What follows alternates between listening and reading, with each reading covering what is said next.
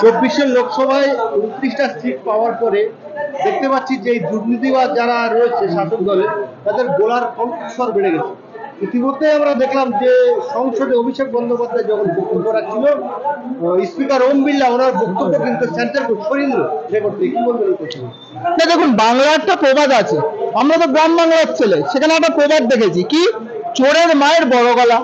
তো এখন চোররা ইলেকশনে জিতে গেছে, 29টা সিট পেয়েছে, পশ্চিমবঙ্গে ভালো ফলাফল করেছে, এখন উচ্চ গলার কথা বলছে। একটা লোক যদি জেতে নির্বাচনে জয় পড়ে যায় এটা আলাদা বিষয়, কিন্তু তা বলে চুরি হয়নি। পশ্চিমবঙ্গ জুড়ে চুরি হয়নি। পার্থ চ্যাটার্জির বান্ধবীর বাড়িতে 50 কোটি টাকাটা নিশ্চয়ই হাওয়ায় গিয়ে রেখে আসেনি, নিশ্চয়ই। জ্যোতিপ্রিয় মল্লিকের যে খাদ্য দুর্নীতি, সেটা হাওয়া থেকে হয়নি, বা আরো যে সমস্ত দুর্নীতি। কারণ পশ্চিমবঙ্গে দাঁড়িয়ে একটা পৌরসভার কন্ট্রাক্টরের থেকেও যেমন দুর্নীতি করে টাকা নেওয়া হয়, তেমন এখন শিক্ষকের চাকরিও বিক্রি হয়। এই পশ্চিমবঙ্গটা পুরোপুরি একটা দুর্নীতির স্বর্গরাজ্যে পরিণত হয়েছে। দুর্নীতিটাই এখন পশ্চিমবঙ্গ সরকারের একমাত্র নীতি। আর সেই চোরেরা তো উঁচু গলার কথা বলবেই, চোর মাচায় সর পার্লামেন্টে। আমরা দেখলাম যে 2011 সালের পরে পুলিশ প্রশাসনের বর্বরতা বেড়ে গেছে। ইতিমধ্যেই আনিস খান সহ বেশ কয়েকজন পুলিশের তারা মৃত্যু হয়েছে পুলিশের, তার জন্য দায়ী কিন্তু পুলিশ। এই মামলা চলছে কলকাতা হাইকোর্টে। তরতাজা যুব আবু সিদ্দিক ধোলা থানায় পুলিশ এসআই রাজদীপ সরকারের আঘাতে তিনি মারা গেলেন, তাকে সাসপেন্ড করেছে। কিন্তু সেই থানার যে অফিসার আছে মানস চ্যাটার্জি, তিনি কিন্তু এখনো সেই থানায় বল রয়েছে। মুখ্যমন্ত্রী পুলিশ মন্ত্রী এখনো কিন্তু চুপ।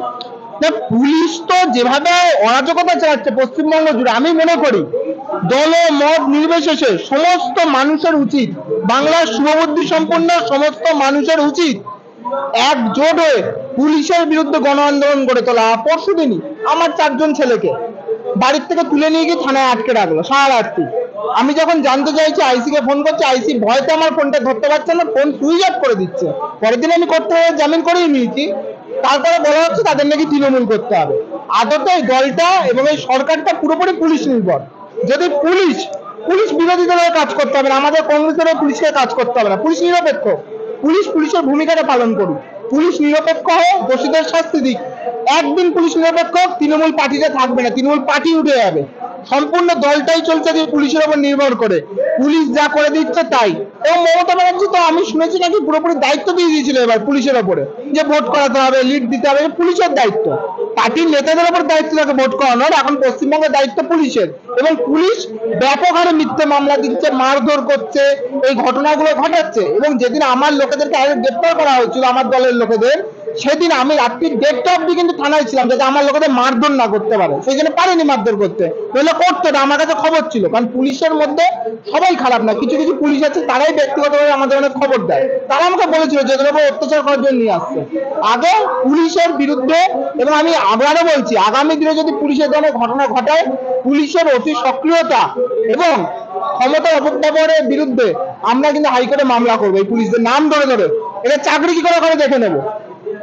কিন্তু এই সরকারকে আনতে কংগ্রেস কিন্তু কোনো অংশে দায়ী নয়। 2011 সালে আপনারা জোর করে কিন্তু এই মমতা ব্যানার্জিকে ক্ষমতায় আসতে সাহায্য করেছেন।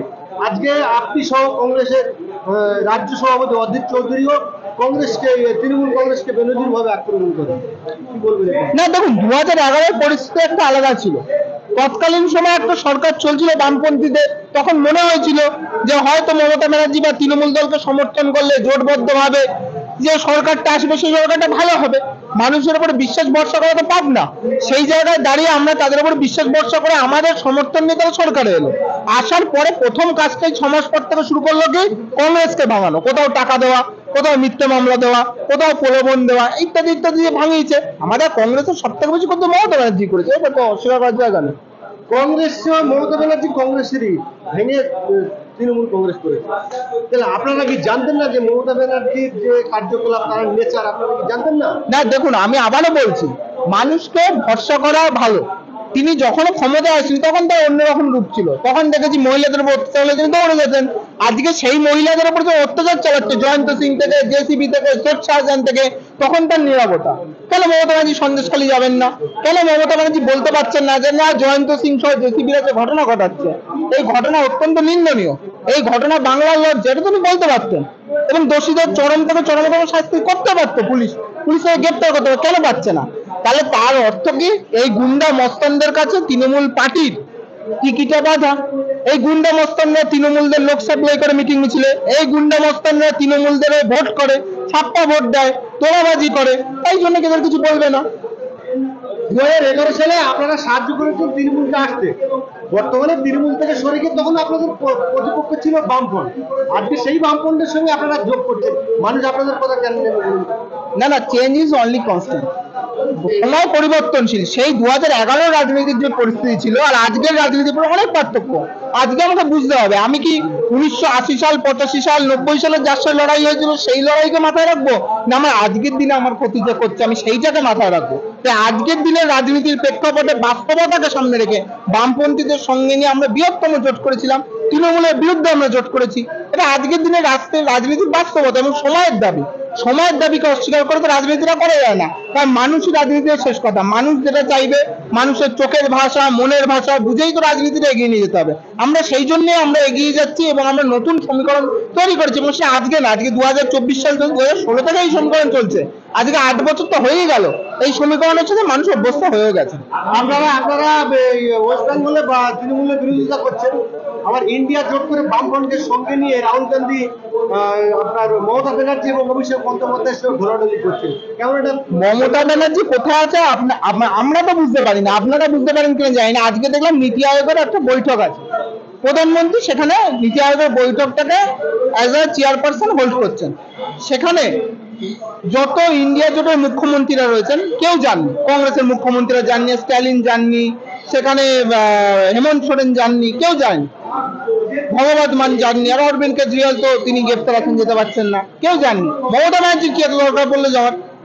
তাহলে মমতা ব্যানার্জির আদৌ স্ট্যান্ড পয়েন্ট, উনি কার সাথে আছেন? উনি ওনার মতো রাজনীতিরা করেন, উনি হচ্ছে চূড়ান্ত সুবিধাবাদী রাজনীতির উদাহরণ। সেই চূড়ান্ত সুবিধাবাদী রাজনীতির কারণে উনি সব করতে পারেন। উনি কখনো কংগ্রেসকে বোকা দেখাচ্ছে আমি তোমার সাথে আছি, বিজেপিকেও দেখাচ্ছে আমি তোমার সাথে আছি, কখনো বলছে আমি সমাজবাদী পার্টির সঙ্গে আছি। উনি যে কার সঙ্গে রয়েছেন সেটা উনি ছাড়া কেউ জানেন না এবং ওনার কোনো বিশ্বাসযোগ্যতা নেই, ওনাকে কেউ বিশ্বাস করে না দিল্লির রাজনীতিতে। এইটুকুনি কথা। আমি হয়তো খুব ক্ষুদ্র একজন কর্মী ওনার তুলনায়, কিন্তু আমি এইটা বলতে পারি দিল্লিতে ওনাকে কেউ বিশ্বাস করেন না। এবার শেষ প্রশ্ন একটা, সেটা হচ্ছে গত 19 সালে আপনারা জোট করেছিলেন বামেদের সঙ্গে, মাঝে গত বিধানসভায় জোট ছিল না, পরে আবার লোকসভায় জোট হলো, বিভিন্ন পঞ্চায়েত নির্বাচন, কোঅপারেটিভ নির্বাচনে বামপন্থীদের সঙ্গে আপনাদের জোট হয়েছে। জোট করার লাস্ট লোকসভা নির্বাচনে জোট করার পরে ফল আপনাদের যা হয় সবাই জানে, আপনারা জানেন, তার বিশ্লেষণ আপনারা করছেন। আগামী 26 সালে বিধানসভায় আপনারা কি বামেদের সঙ্গে আবার জোট করে লড়াই করবেন? না, বামপন্থী বন্ধুদের সাথে 2016 সালে আমাদের জোট হয়েছিল, 19-এ সেভাবে জোট হয়নি, কিছু সিটে আসন সমঝোতা হয়েছিল, 21-এ সার্বিক জোট হয়েছে, 2024-এও সার্বিক জোট হয়েছে। এবার আমরা এটাই বলছি, দেখুন মানুষ যেটা চাই সেইভাবে আমাদের এগিয়ে নিতে হবে। 2026-এ জোট হবে না হবে সেটা তো আমি একা ঠিক করতে পারি না, আমি হয়তো আমার একটা ব্যক্তিগত মতামত থাকতে পারে, কিন্তু এটা আমাদের প্রদেশ কংগ্রেসের সভাপতি, আমাদের প্রদেশ কমিটি, আমাদের এআইসিসির যারা নেতৃত্ব আছে তারা ঠিক করবে। তবে আমার এটা মনে হয় যে বাংলার মানুষের সামনে বিকল্প তুলে ধরতে হবে।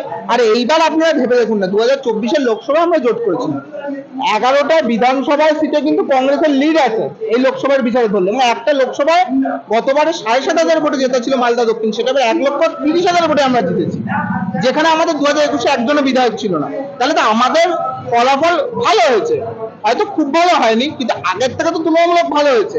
আমি এখন শুয়ে পড়েছি, শুয়ে পড়ে থেকে আমি উঠে দাঁড়াবো, তবে তো আমি লড়াই করতে পারবো। শুয়ে শুয়ে তো লড়াই করতে পারে না, আগে আমাদের উঠে দাঁড়াতে হবে, তারপরে আমরা লড়াই করবো, আর তৃণমূলকেও আমরা হারাতে পারবো না, এরকম ব্যাপার নেই।